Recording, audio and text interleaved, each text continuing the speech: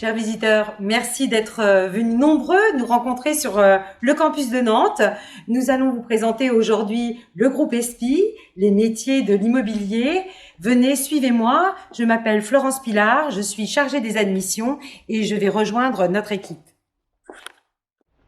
Je suis accompagnée aujourd'hui d'Anaïs Claquin qui travaille avec moi sur le campus de Nantes au service des admissions, de Charlotte Allary qui s'occupe du service relations entreprises et bien sûr de Madame Caillard, la directrice de notre campus, et je lui laisse bien entendu la parole aujourd'hui. Merci Florence, bonjour à toutes et à tous. Je vais d'abord effectivement vous présenter le groupe ESPI en quelques chiffres. Le groupe ESPI, c'est aujourd'hui 50 ans d'existence et d'expertise en immobilier, 6 implantations, donc nous avons un campus à Paris, à Nantes, à Marseille, Lyon, Bordeaux et une antenne à Montpellier. Cela représente aujourd'hui 2200 étudiants sur le territoire, 250 intervenants et enseignants professionnels de l'immobilier, 8000 anciens qui sont en poste dans l'immobilier et 600 entreprises partenaires qui nous accompagnent sur les stages et alternance. Comme vous l'annoncez Florence, nous allons parler aujourd'hui des métiers de l'immobilier et tout d'abord les métiers de l'agence immobilière. L'agence immobilière, c'est vendre, louer, gérer des biens immobiliers pour le compte de propriétaires particuliers ou professionnels. 3 grands secteurs, la transaction-vente, la gestion locative et la gestion de copropriété. Pour bien vous expliquer en quoi consistent ces métiers, on va d'abord se pencher sur la transaction-vente. L'agent immobilier, donc le négociateur, va jouer l'intermédiaire entre la personne qui souhaite vendre sa maison ou son appartement et celui qui souhaite acheter ce bien immobilier. Dans un premier temps, le négociateur va estimer le bien et puis va encadrer la réalisation de la vente jusqu'à la signature chez le notaire. Alors, pour vous détailler un petit peu toutes les missions que l'on peut vous confier lorsque vous serez négociateur immobilier, il faut savoir qu'une partie de votre journée va être consacrée à la recherche de mandats. Il faut que le propriétaire du bien vous donne mandat pour gérer la vente. Donc vous allez faire de la prospection, téléphoner et décrocher des mandats de vente. Ensuite, comme je vous le disais, il y aura une partie estimation, découverte du bien. Il faudra l'estimer à son juste prix. Ensuite, vous aurez toujours cette partie de communication, c'est-à-dire rédiger, publier des annonces et puis bien sûr faire visiter les biens. Vous aurez aussi à rassembler tous les documents nécessaires à la vente pour aller jusqu'à la signature chez le notaire. Vous aurez parfois à estimer très rapidement la situation financière des acheteurs pour être sûr qu'ils sont en capacité d'acheter le bien. Et enfin, vous irez vous assurer du bon déroulé de la vente lors de la signature chez le notaire. Passons maintenant à la gestion locative. Donc là, il s'agit d'un propriétaire qui veut mettre en location son appartement ou sa maison et qui s'adresse donc à l'agent immobilier pour soit uniquement mettre en location le bien, c'est le métier de chargé de location, ou aller un petit peu plus loin une fois que le bail d'habitation est signé, gérer et entretenir son bien. Donc là, on est sur de la gestion locative. Vous êtes donc l'intermédiaire entre le locataire et le propriétaire. Alors, le chargé de location, lui, va, comme le négociateur immobilier, avoir une partie de prospection pour trouver des mandats de mise en location. Il va rédiger et publier des annonces, vérifier que tous les diagnostics immobiliers obligatoires ont bien été réalisés, réaliser les visites d'appartements ou de maisons avec les futurs locataires, et puis constituer le dossier locataire avec toutes les pièces nécessaires pour signer le bail. Enfin, il peut aller jusqu'à réaliser l'entrée des lieux ou de sortie des locataires dans l'appartement ou la maison. On va un petit peu plus loin dans l'accompagnement du propriétaire. On peut être gestionnaire locatif. Donc, on a toujours cette partie de prospection et de recherche de mandat, mais cette fois-ci de gestion. Vous allez gérer la signature, le renouvellement du bail de location et la délivrance de congés auprès du locataire, percevoir les loyers et gérer les impayés. Vous allez également gérer tout ce qui est impôts, taxes, redevances attachées aux biens, gérer parfois les sinistres avec les compagnies d'assurance, mais surtout entretenir le bien et veiller à la bonne réalisation des travaux ou des réparations urgentes pour le compte du propriétaire. Enfin, dernière partie de la gestion immobilière, la gestion de copropriété. Quand vous achetez un appartement, vous êtes propriétaire de votre appartement. Simplement, vous allez partager certains espaces avec les autres propriétaires. Par exemple, les cages d'escalier, les halls d'entrée, le parking, les jardins. Pour gérer ces parties communes, l'ensemble des copropriétaires désigne ce que l'on appelle un syndic, qui est représenté par un gestionnaire de copropriété, et il va faire l'intermédiaire entre les copropriétaires et tous les prestataires ou entreprises du bâtiment qui vont contribuer à l'entretien et à la gestion des parties communes. Donc, comme je vous disais, tous les espaces communs de l'immeuble. Par exemple, le gestionnaire de copropriété va faire du suivi de travaux ou en tout cas gérer les sinistres qui concernent les parties communes. Il aura aussi, comme dans chaque métier de l'immobilier, une partie de prospection. Il faut aller chercher vos clients, vous allez aller chercher des mandats de syndic. Vous allez négocier et signer des contrats d'entretien ou d'assurance. Vous allez réaliser des visites techniques d'immeubles, c'est-à-dire effectivement estimer leur état, les besoins en réparation, en entretien. Et puis vous allez surtout gérer le budget de la copropriété. En fait, les copropriétaires dédient une partie de leur charge à l'entretien et à la gestion quotidienne des parties communes et le gestionnaire de copropriété va tenir les comptes et leur expliquer comment ils vont devoir financer cet entretien. Et puis, une fois par an, tenir une assemblée générale de copropriété pour expliquer et rendre compte, en tout cas à l'ensemble des propriétaires, de ce qui a été engagé comme dépenses sur l'année. Passionnant, Valérie. Ce sont des métiers que je vois très prenants. Quelles en sont réellement les contraintes ? Alors effectivement, Florence, pas mal de contraintes, oui, parce qu'il faut une grande disponibilité pour ses clients. Les horaires sont parfois élastiques. Ce sont des métiers également qui vont exiger une grande polyvalence des connaissances, à la fois du juridique et du technique, et puis surtout beaucoup de persévérance parce que il y a pas mal de prospection, il faut aller chercher ses mandats, ses clients, donc effectivement il ne faut pas se décourager, il faut persévérer, mais que de plaisir parce que les journées ne se ressemblent pas, il n'y a pas de routine et surtout je vous rassure, il y a des passerelles entre chaque métier, donc conclusion, vous ne pouvez pas vous ennuyer. Quelles sont les qualités attendues ?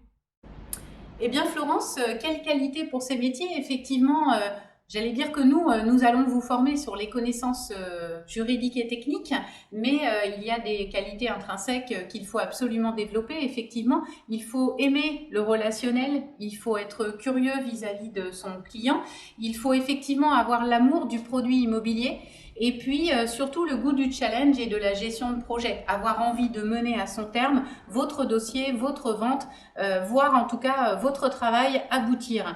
Et puis surtout de la rigueur et de l'organisation, puisqu'il y a ce volet juridique et ce sont des professions réglementées. Et puis ne pas perdre votre enthousiasme, être toujours dans la bataille. Valérie, quelle formation doit-on suivre pour ces métiers passionnants ? Alors oui, Charlotte, effectivement, quelle formation ? Le groupe ESPI vous propose en fait de suivre un bachelor en 3 ans qui s'appelle le bachelor gestionnaire d'affaires immobilières. Il est classé numéro 1 dans sa spécialité depuis maintenant 12 ans sur le classement SMBG et d'Universal. C'est une formation complète qui va vous permettre à son terme d'obtenir les 3 cartes professionnelles qui sont nécessaires à l'exercice des métiers de l'agence, donc la carte de transaction, la carte de gestion et la carte de syndic. Ce bachelor, vous pouvez le faire en temps plein ou en alternance.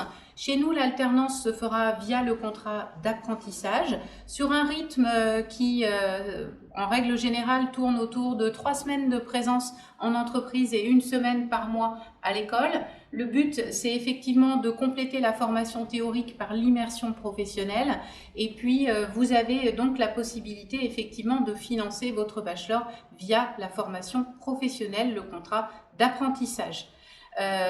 Au niveau des matières, qu'allez-vous étudier pendant ces 3 ans? Eh bien, vous aurez certainement un gros volet juridique, puisque vous allez devoir vous imprégner, par exemple, du droit des contrats, du droit des personnes, du droit des biens, du droit de la propriété.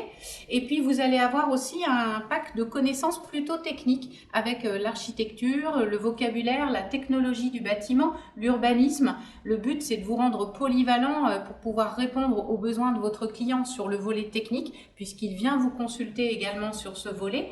Et enfin, vous allez avoir des compétences transverses comme l'économie, la gestion, la comptabilité, un peu de finance, du management, du marketing, des notions de base, on va dire le socle de l'enseignement supérieur qui est l'informatique ou l'anglais, où vous allez devoir aussi maîtriser un certain nombre de connaissances. Donc une formation plutôt complète et polyvalente, le but étant que vous soyez pleinement opérationnel à l'issue de ces 3 ans. Alors maintenant, eh bien, comment intégrer notre bachelor? Eh bien, dès le baccalauréat, en fait, quel que soit votre baccalauréat, il n'y a pas de prérequis, il n'y a pas de spécialisation à choisir. Vous pouvez intégrer l'ESPI dès la sortie de votre baccalauréat. Le but est de vous former, comme je vous le disais, sur 3 ans. Les matières que vous allez étudier au niveau du bachelor ne ressemblent pas aux matières du lycée, donc vous partez tous sur les mêmes bases. Nous n'avons pas besoin de prérequis. Nous allons vous accompagner sur ces 3 ans.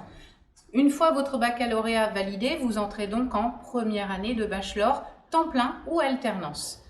Certains d'entre vous auront réalisé par exemple 1 an de faculté ou 1 an de BTS ou d'IUT et souhaiteront nous rejoindre en 2e année. C'est possible, ils ont à nouveau le choix entre le temps plein et l'alternance et il n'y a pas de prérequis. Quel que soit votre bac plus 1 validé, vous pouvez nous rejoindre en 2e année. Idem pour la 3e année, dès l'instant que vous avez validé votre bac plus 2 de type BTS ou IUT, vous pouvez nous rejoindre en 3e année, temps plein ou alternance, sans prérequis. Donc une seule chose à faire, effectivement, optez en tout cas soit pour le temps plein ou l'alternance, mais nous rejoindre quel que soit votre niveau d'études.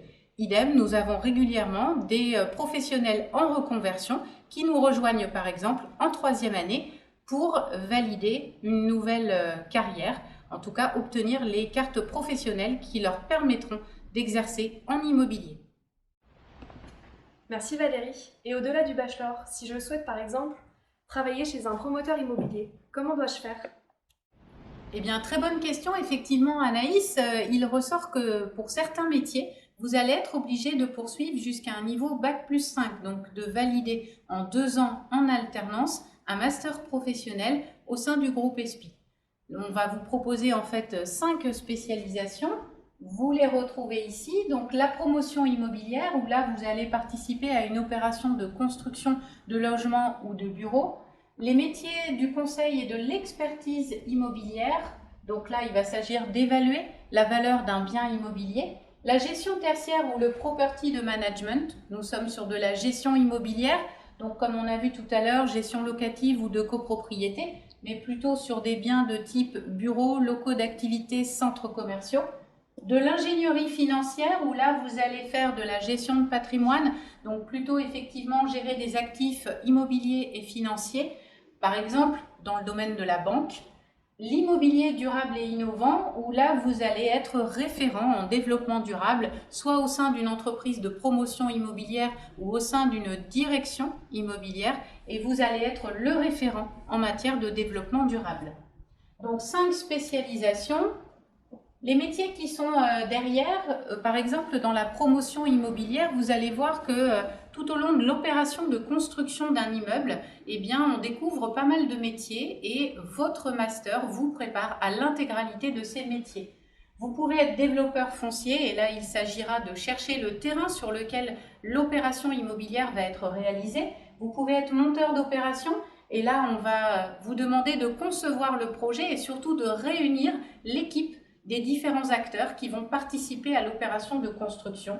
Le responsable de programme qui lui a un rôle de coordination, il va s'assurer que l'opération immobilière est réalisée conformément au temps imparti et au budget qui a été fixé. Et enfin, le commercialisateur, eh bien lui, il vend les appartements sur plan aux particuliers ou aux investisseurs. Donc vous voyez que tout au long de l'opération immobilière, vous avez déjà un certain nombre de métiers que vous pouvez exercer à l'issue d'un master aménagement et promotion immobilière. Ensuite, on parlait tout à l'heure du property management et donc de la gestion tertiaire. Là, vous allez assurer la gestion locative ou de copropriété d'un plateau de bureau, d'un local d'activité ou même d'un centre commercial. Vous devez développer une stratégie de valorisation et de conservation du bien immobilier qui vous est confié. Enfin, l'ingénierie financière immobilière, eh bien là, vous allez plutôt travailler au sein d'une banque ou au sein d'une direction immobilière où vous allez exercer des fonctions de gestionnaire de patrimoine. Vous allez conseiller votre client sur les produits d'investissement et gérer son patrimoine, je dirais, pour l'optimiser, le valoriser et avoir le meilleur rendement possible. Enfin, l'asset manager au sein d'une direction immobilière va lui être en charge d'élaborer une stratégie de valorisation des biens qui lui sont confiés. Quand on met un plateau de bureau en location, c'est pour en obtenir le meilleur rendement, mais il faut l'entretenir dans le temps et au bout d'un moment, peut-être, on aura à le revendre ou à le sous-louer, à le mettre en location parce que au niveau de la rentabilité, il faut effectivement se projeter sur une vingtaine d'années au minimum. Ensuite, sur l'expertise immobilière, là, vous avez un travail qui est plutôt, je dirais, un travail de dossier. On va vous confier en fait l'expertise d'un bien immobilier ou d'un patrimoine et vous allez devoir rendre votre avis sous la forme d'un rapport d'expertise. Vous pouvez travailler soit pour un chef d'entreprise qui veut par exemple évaluer son patrimoine et le transmettre, ou dans le cadre d'une liquidation, d'une succession, pour un notaire, vous allez devoir estimer la valeur de différents biens. Pareil, vous pouvez être mandaté par les tribunaux en tant qu'expert pour évaluer le patrimoine ou un actif immobilier. Ensuite, vous avez le domaine tout récent et qui émerge vraiment en ce moment au sein de l'immobilier, du développement durable et innovant. Là, vous devenez manager spécialisé en conduite de projets immobiliers et innovants. Le but, c'est d'être le référent au sein de votre entreprise de toutes les questions liées au développement durable, autour de la construction, autour de l'urbanisme, autour de la construction de la ville de demain.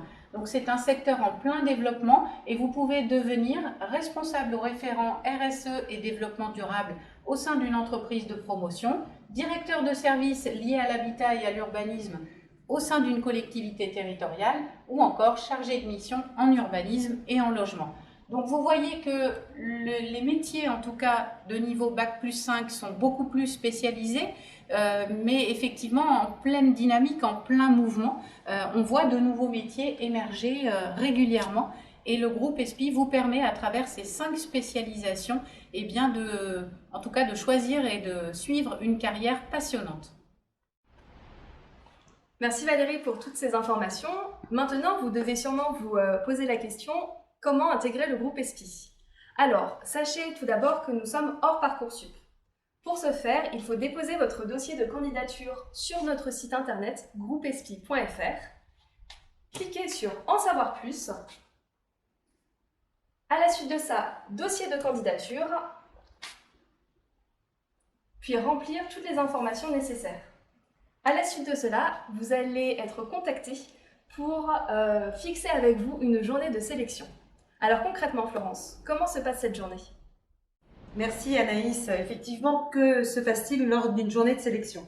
Donc, dans un premier temps, vous avez des tests écrits qui sont donc des QCM, de culture générale, une étude documentaire, de l'anglais et de la logique.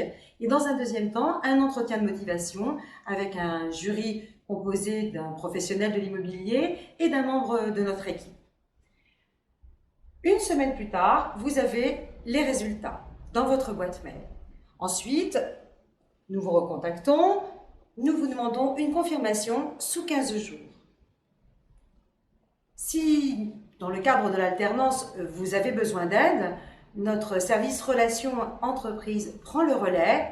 Et justement, Charlotte, que peux-tu nous dire sur l'accompagnement de nos alternants? Bonjour à toutes et à tous, je suis Charlotte Alary, chargée de la formation continue et je travaille au service relations entreprises au campus de Nantes.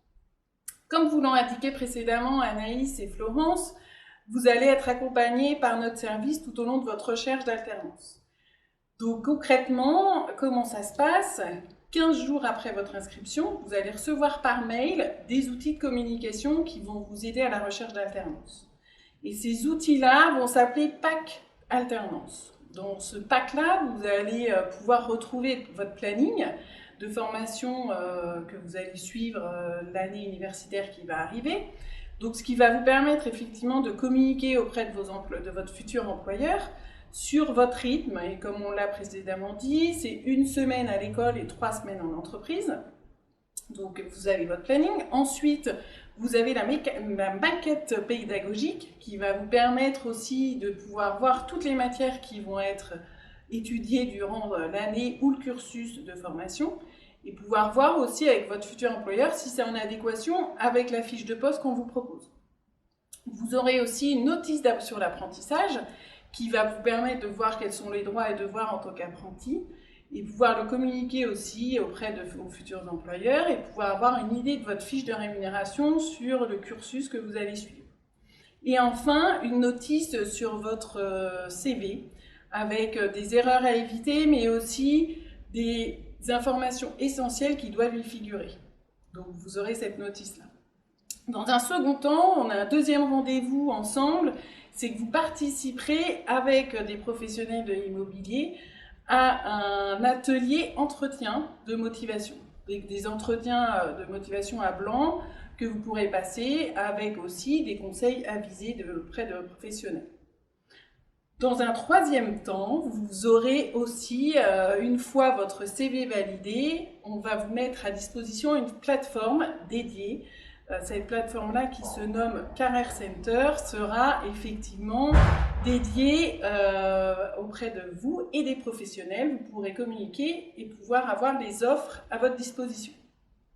Ensuite, le quatrième rendez-vous, un rendez-vous très incontournable pour nous et pour vous, c'est le forum d'alternance qui aura lieu, on l'espère, au présentiel et qui aura lieu au mois d'avril. Et là, ce sera l'occasion de passer de vrais entretiens de motivation avec des professionnels de l'immobilier qui sont en recherche d'alternance pour la prochaine session de formation. Donc voilà les 4 rendez-vous incontournables pour votre suivi et votre accompagnement de votre recherche d'alternance. Si après ces 4 rendez-vous, vous n'avez pas trouvé d'alternance, on aura toujours un suivi personnalisé et on s'appuiera effectivement sur aussi nos anciens élèves et des professionnels de l'immobilier. Voilà, bonne recherche à tous. Merci Charlotte pour toutes ces précisions. Merci à tous et à toutes pour votre écoute. Alors effectivement, nous espérons vous retrouver très rapidement pour nos journées de sélection qui ont déjà démarré. Vous pouvez à tout moment contacter le service admission qui vous mettra en relation avec nos ambassadeurs qui répondront bien volontiers à toutes vos questions, y compris aussi l'équipe pédagogique. Nos responsables pédagogiques peuvent répondre à vos questions sur le contenu des formations. Et puis, je vous encourage vivement à aller sur le site du groupe ESPI. Vous allez pouvoir vous inscrire pour participer à notre journée porte ouverte du 23 janvier de 10h à 16h. Il vous suffit d'aller sur le campus de Nantes, de cliquer sur « Rencontrez-nous » et puis vous allez voir vous afficher les différents calendriers de journée porte ouverte. Vous allez sur Nantes et vous pouvez vous inscrire à la journée porte ouverte du 23 janvier. Merci, à bientôt.